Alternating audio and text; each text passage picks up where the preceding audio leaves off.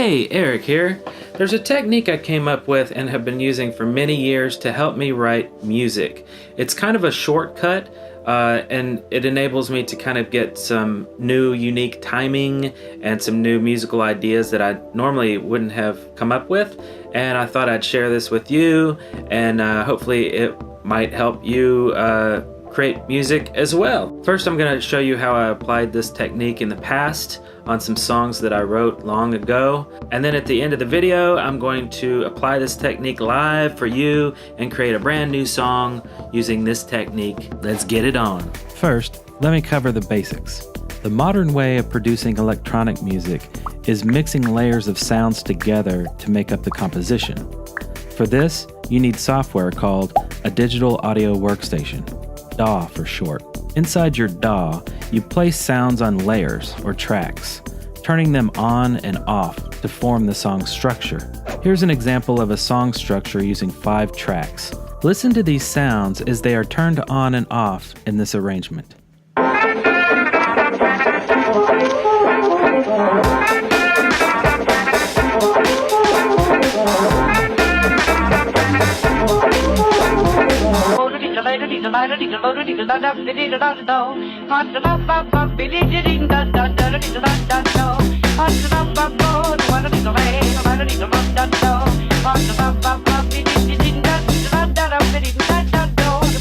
The foundation of popular music is the verse and chorus structure.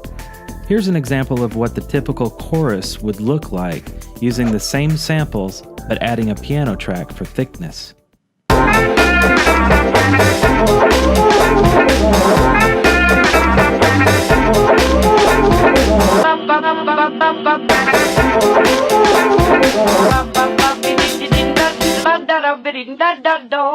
So, how do songwriters and composers know when to turn on and off tracks? And how do they know how to arrange everything? Well, most of it is instinctual. It's a matter of having good taste in music. A good musician can arrange sounds in such a way that it pleases himself as much as it pleases others. It's being able to judge if the music will please the listener. For those not born with this talent, it takes a lot of trial and error. However, this skill can be learned and mastered over the course of a lifetime. Let's get back to what I wanted to show you in the first place. It's a technique that will guide you through the arrangement process, and all you need to do is follow the script given to you, and your song structure will be created for you. The secret is video. Video footage can dictate when and where certain sounds occur in your music. Try shooting something mundane and write music that fits the footage. One time, I recorded myself driving to a McDonald's drive-thru, stopping at a gas station for a drink, and then returning home. I placed that footage into my DAW and then translated cues within the video into sound. One of the visual cues that I focused on was stopping at stoplights.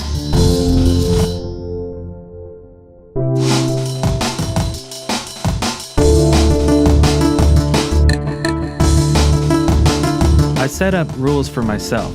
Whenever my car stops, the drums also stop. Remember to be consistent throughout the music. Don't break your own rules. Once I pulled into the McDonald's parking lot, a new section of the song was created, with a key change and brand new chords, introducing a whole new feel.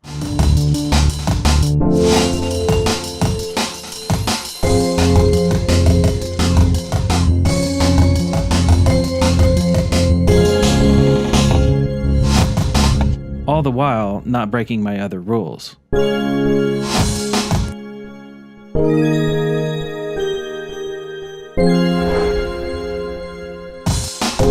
By the time I exit the parking lot and get back on the main road, the music returns to the previous chords.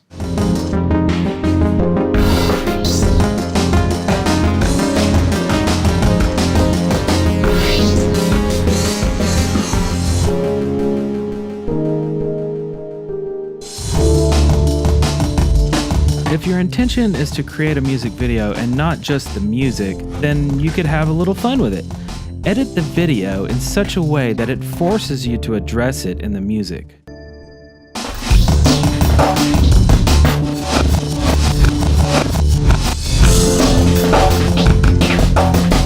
part, I reversed the footage, causing me to have to reverse the drums.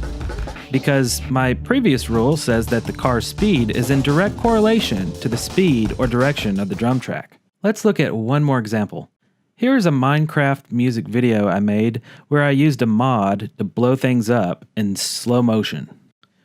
One of the rules I set states that the expansion of each explosion was in direct correlation with the cutoff filter of the synthesizer.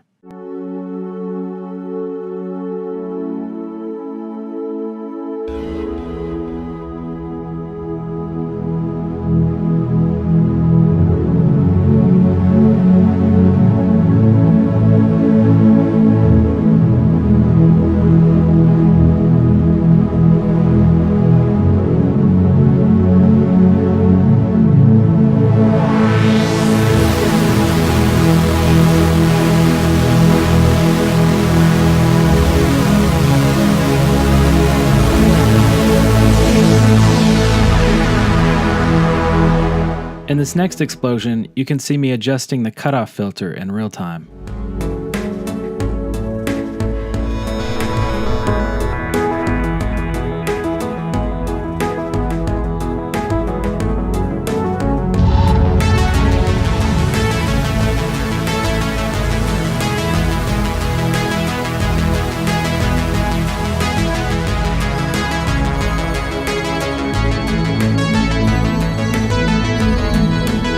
In one part of the song, I played single notes as the explosions were fired.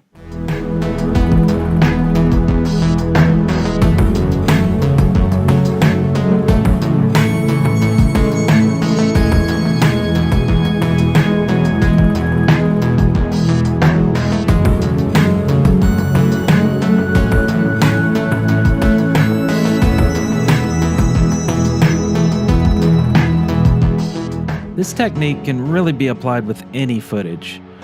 As a final example, I will record myself making a ham sandwich in one long single clip. No cuts, no multiple cameras, just keeping it simple. Let's make a sandwich.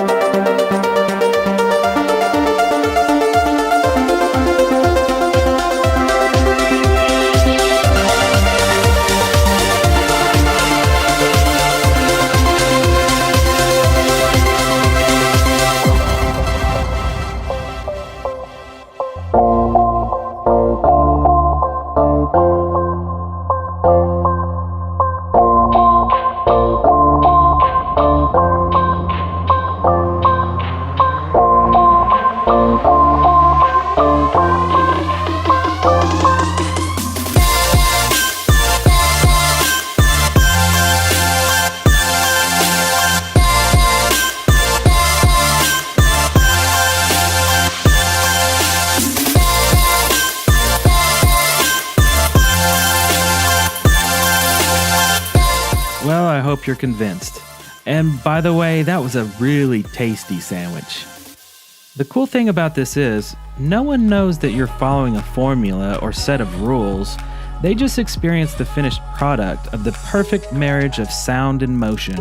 It can be very satisfying for both the creator and the viewer. And that's it. Thanks for watching. Hopefully you got something out of this video, and this technique might help you create music. Maybe, when you're stumped and you have kind of writer's block, you can, take some footage. What I like to do sometimes is just take some free stock footage, or just look at some stock footage on pond5.com or iStock Photo, whatever stock photo site. You don't have to download it. You can just watch it, or you could just download the preview, and then you don't have to ever buy the stock footage and show anybody. It's just for your reference so that you can create something unique. But I think the best way to do this is to film something that you want people to watch, because the cool thing about this technique is marrying both the song and the video, because when people watch it, they're like, whoa, which came first? Did you write the song first, or did you make the video? Wow, how do they fit so well together? And that's the secret sauce. It's just write the music, but let the visuals write the script for you. You can watch full versions of the music videos mentioned earlier by clicking on the video or down in the description. If you like my style and want more, please subscribe and consider getting lots more extra goodies by being a patron. See you next time.